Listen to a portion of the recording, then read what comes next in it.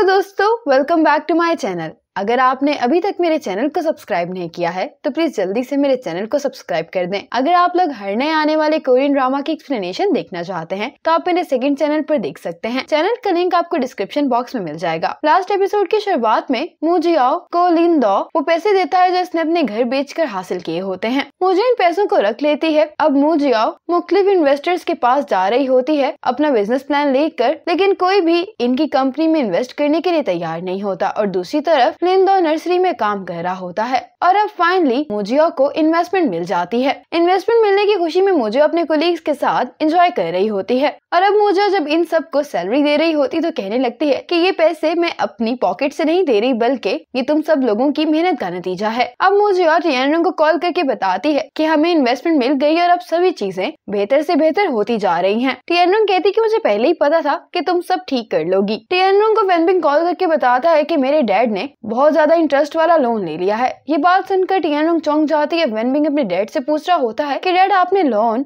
किससे लिया और क्यों लिया है? क्या आप मुझे बता सकते हैं कि आपने कितना लोन लिया है? तो डैड कहते हैं कि मुझे नहीं पता, लेकिन तुमने टियानरुंग से शादी करके बिल्कुल सही फैसला किया है। अब हमारी फैमिली टियानरुंग पर डिपेंड करती है। वेनबिंग कहते हैं कि डैड आप ये क्या कह रहे हैं? और इसके साथ ही वेनबिंग के डैड यहाँ पर बेहोश हो जाते हैं। जब वेनबिंग आईसीयू के बाहर बैठा होते तो टियानरुंग इससे पूछती है कि वेनबिंग क्या हुआ है। वेनबिंग टियानरुंग को बताता है कि मेरे डैड ने घर खरीदने के लिए बहुत सारा लोन लिया हुआ है। इतने में डॉक्टर आता है जो कि इन दोनों से कहता है कि आप अपने पेशेंट को देख सकते हैं। वेनबिंग अपने डैड से बात करने की कोशिश कर रहा होता है, लेकिन डैड टियानरुंग को बुला रहे होते हैं। टियानरुंग कहती कि डैड आप फिक्र नहीं करें, हम एक दूसरे का ख्याल रखेंगे, लेकिन डैड कुछ नहीं कह पाते और इसी मोमेंट पर वेनबिंग के डैड की डेथ हो जाती है। अब टियानरुंग और वेनबिंग घर पर आ गए होते हैं। वेनबिंग तो अपने डैड की तस्वीर पकड़कर बैठा होता है और ये सदमे में लग रहा होता है। टियानरुंग इन सभी लोगों से कह रही होती है कि वेनबिंग के डैड ने आपसे पैसे उधार लिए हैं, मैं और वेनबिंग आपके पैसे वापस करेंगे, लेकिन आप हमें कुछ वक्त दे दें। ये सब लोग भी कहते हैं कि हमें तुम पर भरोसा है, इसलिए तुम्हें जितना वक्त चाहिए तुम ले सकती हो। मुझे जब टियानरुंग के पास बैठती है तो टियानरुंग मुझे को बताती है कि वेनबिंग के डैड ने अपने सभी रिश्तेदारों से बहुत ज्यादा इंटरेस्ट पर लोन लिया हुआ था। मुझे लगता था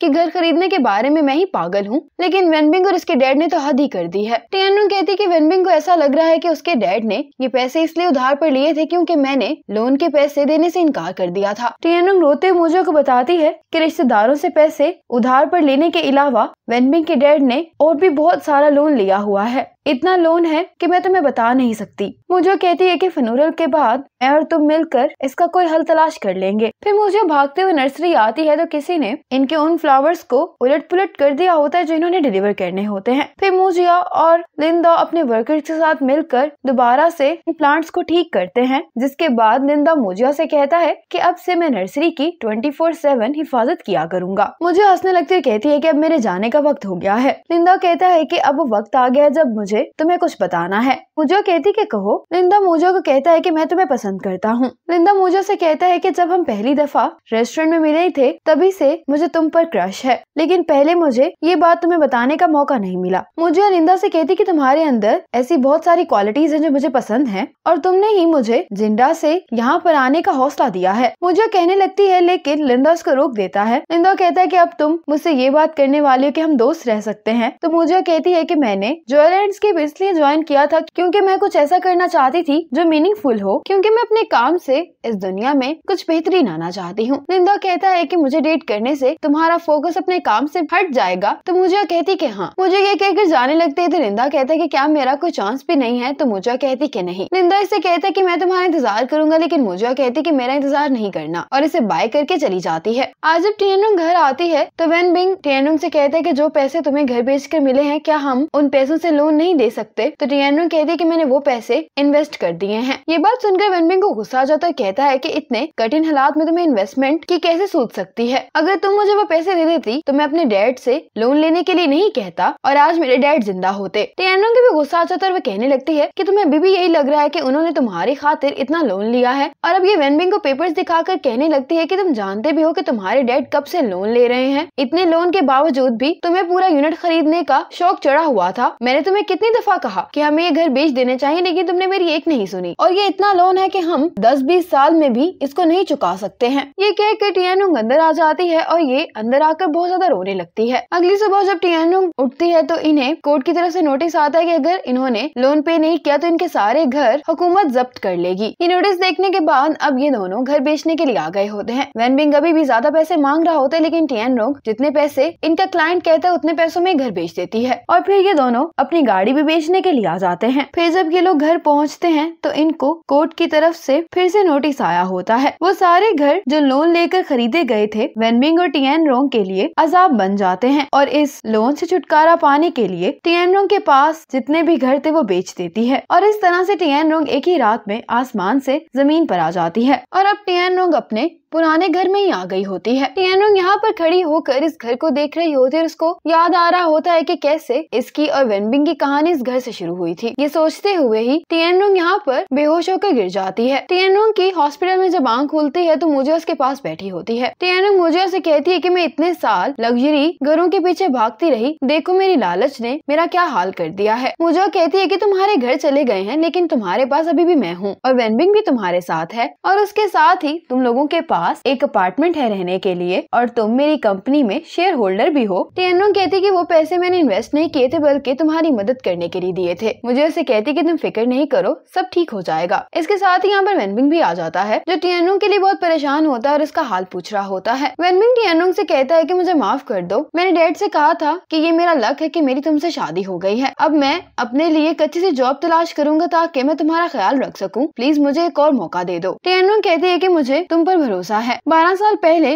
मैंने भी 0 से स्टार्ट किया था और अब हम मिलकर फिर से शुरुआत करेंगे। इतने में यहाँ पर डॉक्टर आती है जो कि टियानुंग को कंग्रेचुलेशंस कहती है कि तुम मॉम बनने वाली हो। ये देखते ही ये तीनों बहुत खुश हो जाते हैं। आज जब मुझे और लिंदा से नर्सरी में मिलने के लिए जाती है तो लिंदा मुझे को एक प्लांट देता है और इससे कहता है कि तुम मुझसे ज्यादा डिटरमिन्ड और स्ट्रॉन्ग हो क्योंकि तुमने जॉय लैंडस्केप को लीड किया है। इसके बाद मुझे और मिस्टर फांग की तरफ से कॉल आती है जो इसको कहते हैं कि हम जॉय लैंडस्केप में इन्वेस्ट करना चाहते हैं। मुझे बहुत खुश हो जाती है और ये अपनी कोलीग को बताती है कि डॉन ग्रुप फिर से हम में इन्वेस्ट करने के लिए तैयार हो गए हैं। अगले दिन मिस्टर फांग मुझो के साथ ये इन्वेस्टमेंट कॉन्ट्रैक्ट साइन कर लेते हैं। जब मिस्टर फांग मुझो से हाथ मिला रहे होते हैं तो ये मुझो से कहते हैं कि लीगोंग ने मुझे कहा था कि मैं तुम्हें बता दूं कि इस इन्वेस्टमेंट को सभी बोर्ड ने प्रूव किया है, यानी कि ये इन्वेस्टमेंट लीगोंग ने मुझो के खातिर नहीं की बल्कि डॉन ग्रुप जॉय लैंडस्केप में कर रहा है। मुझो को ये जानकर खुशी होती है और ये मिस्टर फांग से पूछती है कि लीगोंग खुद क्यों नहीं आया, तो मिस्टर फांग बताते हैं कि वो बिजनेस ट्रिप पर है। मुझे कहती है कि हमारी तरफ से लीगोंग को बता दीजिएगा कि हम बहुत मेहनत से काम करेंगे इस प्रोजेक्ट पर। और अब फाइनली जॉय लैंडस्केप ने फिर से अपना एक बड़ा और खूबसूरत ऑफिस बना लिया है और ये लोग अपनी जीत को सेलिब्रेट करने के लिए तस्वीरें खींच रहे होते हैं। और फिर हमें कुछ टाइम बाद का दिखाया जाता है वैन बिंग और टियानुंग ने अपना एक नूडल्स का रेस्टोरेंट बना लिया है जहाँ पर आज मुझे आती है। मुझे टियानुंग के लिए एक प्लांट लाई होती है जिसको टियानुंग सेट करके रखने लगती है तो मुझे कहती है कि मैं कर देती हूँ तुम्हारे लिए। फिर ये दोनों बैठकर बातें कर रही होती है और वैन बिंग मुझे के लिए नूडल्स लेकर आ जाता है। मुझे टियानुंग से पूछती है कि तुम्हारा बिजनेस कैसा जा रहा है, तो टियानुंग कहती है कि बहुत ही अच्छा। मुझे कहती है कि मुझे यहाँ पर ज्यादा लोग क्यों नहीं दिखाई दे रहे, तो टियानुंग कहती है कि तुम गलत वक्त पर आई हो, इस वक्त इतना रश नहीं होता। मुझे फिर मुस्कुराते हुए टियानुंग से कहती है कि वक्त कितनी जल्दी गुजर जाता है। 2008 में जब मैं जिंडा में जॉब करती थी तो मेरे पास बिल्कुल भी वक्त नहीं होता था, लेकिन अब मेरे पास कुछ फ्री टाइम होता है और न्यूज में कुछ वॉलंटरी काम करने के लिए अनाउंसमेंट चल रही होती तो मुझे कहती है कि मैं इस वॉलंटियर काम में हिस्सा लेने वाली हूँ। टियानुंग कहती है कि मैं भी तुम्हारे साथ इसमें हिस्सा लूंगी। अब मुझे को माओ की कॉल आती है जो किसको बताती कि कंपनी को प्रॉफिट हुआ है। अब कंपनी अपने शेयर होल्डर्स को प्रॉफिट दे रही होती है तो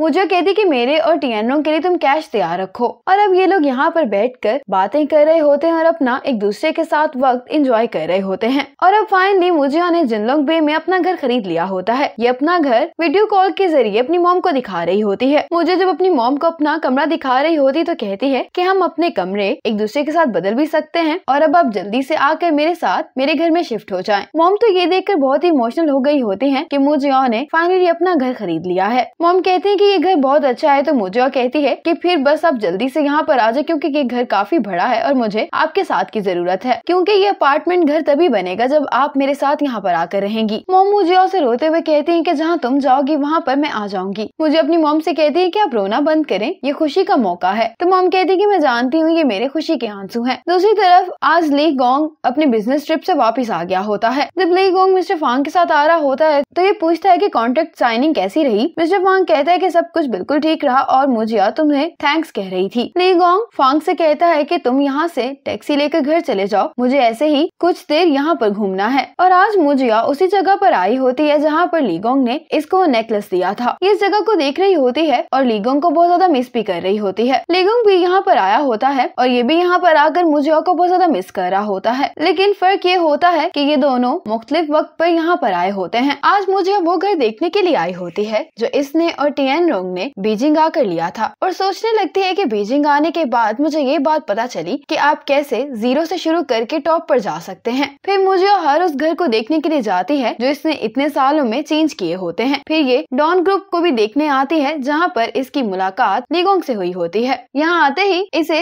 अपने और ली गोंग के एक साथ गुजारे हुए पल याद आने लगते हैं। और फिर मुजिया जिंडा आती है जहाँ पर इसे 12 साल पुरानी मुजिया दिखाई दे रही होती है जिसने अपनी कामयाबी की शुरुआत जिंडा से की होती है। ये मुजिया से कहती है कि क्या तुम 22 साल मुजिया को कोई मशवरा देना चाहोगी। मुजिया कहती है कि जो भी तुम्हारी जीत है वो तुम्हारा इनाम है और जो तुम्हारी नाकामियां हैं वो तुम्हारे लिए कीमती एक्सपीरियंस है। जिंदगी के सफर में कभी भी प्यार में हुई गलती के कारण अपने आप को आगे बढ़ने से ना रोको, क्योंकि हम सिर्फ आगे को सफर करते हैं, अंधेरे टनल से गुजरने के बाद रोशनी जरूर होती है। ये कहकर मुजिया अपने ओल्ड सेल्फ को गुड बाय कहकर आगे बढ़ जाती है। अगली सुबह जब मुजिया जिनलुंग बे के अपार्टमेंट्स को देख रही होती है तो जैसे ये पीछे मुड़ती है तो यहाँ पर ली गोंग आता है। ये दोनों ही एक दूसरे को मुस्कुराते हुए देख रहे होते हैं। मुजिया ली गोंग से कहती है कि मैं सोच रही थी कि क्या मेरी मुलाकात यहाँ पर तुमसे हो सकती है। और फिर ली गोंग अपना हाथ बढ़ाते हुए मुजिया से कहता है कि हेलो, मेरा नाम ली गोंग है। मुजिया भी अपना हाथ आगे बढ़ाते हुए कहती है कि मेरा नाम मुजिया है।